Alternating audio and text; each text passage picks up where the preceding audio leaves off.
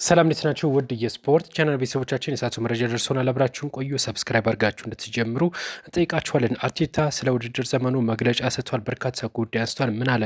እንደዚሁም ላሚን ያማል በብቃት የሚፎካከረው ተጫዋች ወደ ባርሳ አቅንቷል። እንደዚሁም ተጫዋቹ አስገራሚ ነገር አድርጓል። ላሚን ተቀማጭ ወንበር ላይ አስቀምጠዋል፣ እኔ ቋሚ ይሆናለሁ ሲል ገልጿል። እንደዚሁም በርካታ የዝውውር መረጃዎች ይዘናል። እነዚህና በርካታ ጉዳዮች እናነሳለን። ሰብስክራይብ አድርጋችሁ እናንተ ጀምሩ፣ ላይክ አድርጉ።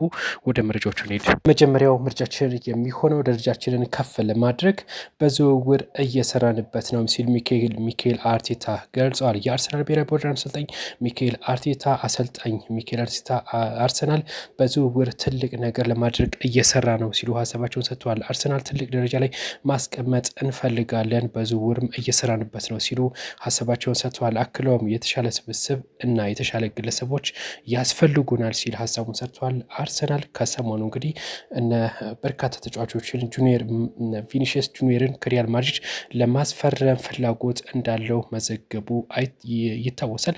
ቪኒሽስ ጁኒየር በሪያል ማድሪድም ውሉን ለማራዘም የሚያደርገው ንግግር በስምምነት ካልተቋጨ አርሰናል ወደ ሜዳው ወይም ወደ ክለቡ እንደሚያመጣው ይፋ አድርጓል።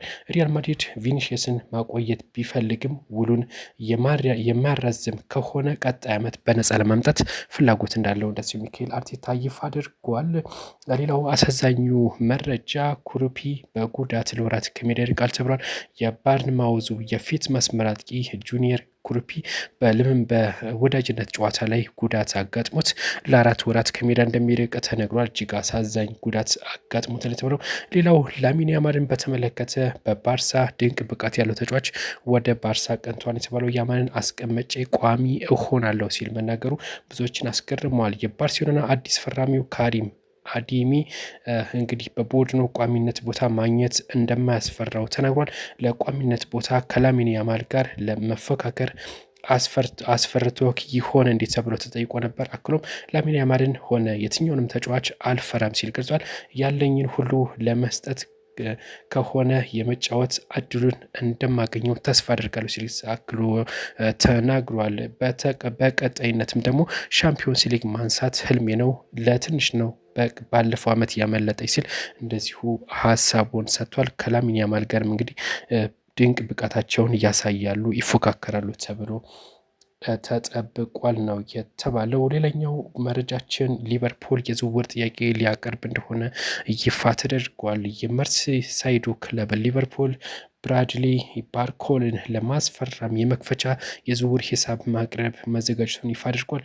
እንግዲህ ፒኤስጂ ለተጫዋቹ 145 ሚሊዮን ፓውንድ ቢልም ሊቨርፑል ግን ለተጫዋቹ 100 ሚሊዮን ፓውንድ ለማቅረብ ዝግጅት መጨረሱም ጭምር ይፋ የተደረገው። በቀጣይነት እንግዲህ ታዳጊ ቡድን በፍቃዱ ጠፍቷል ነው የተባለው። የጠፉ ታዳጊ የሄዱት በራሳቸው ጥረት ነው፣ በፌዴሬሽን አልተላኩም። የኢትዮጵያ አትሌቲክስ ፌዴሬሽን ይፋ አደረገው። በስዊድን በተካሄደ የታዳጊ ውድድር ጎቲያ ካፕ ላይ ለመካፈል ያቀኑ ኢትዮጵያውያን ተጫዋቾች መጥፋታቸው ተነግሯል። ወደ ስፍራው የተጓዙት 20 ተጫዋቾች እና የቡድን መሪዎቹ መጥፋታቸውን የስዊድን ፖሊስ አስታውቋል።